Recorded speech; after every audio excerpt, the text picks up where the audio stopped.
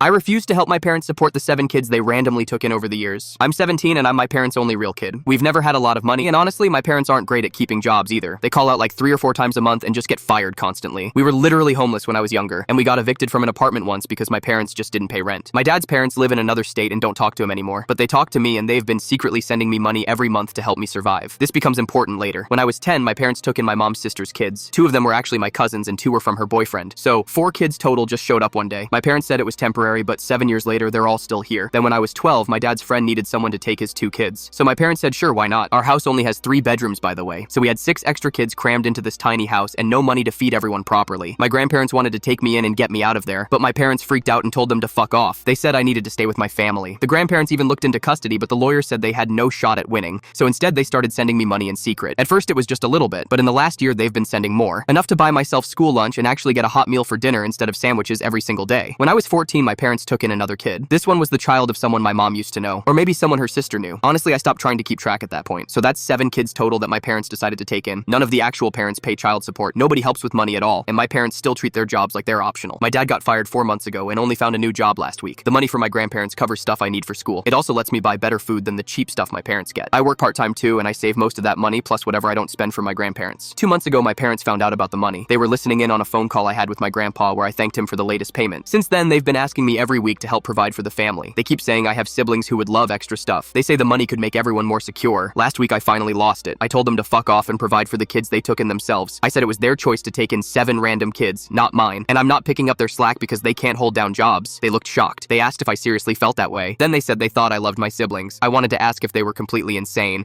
but I figured they'd just say I was the crazy one. Now they're really laying on the guilt trips. They keep bringing up how the kids are innocent and didn't ask for this situation. And yeah, the kids are innocent. That's actually why I feel a little bad about the whole thing, but I don't want to be responsible for them. They should be with people who can actually afford to take care of kids, not my broke parents who can't even show up to work consistently. Here's the really messed up part. CPS actually got called once. Me and some of the other kids showed up to school looking rough and like we hadn't eaten enough. My parents lied and said the kids weren't living with us full time. When I tried to tell the truth, nobody believed me. So now I'm stuck watching my parents struggle to feed 7 extra mouths, and they want me to hand over my money to help fix their mess. I'm not doing it. This money is my ticket out of here when I turn 18. I've been saving everything I can so I can leave and actually have a real life. My parents are still mad at me, but I don't care anymore.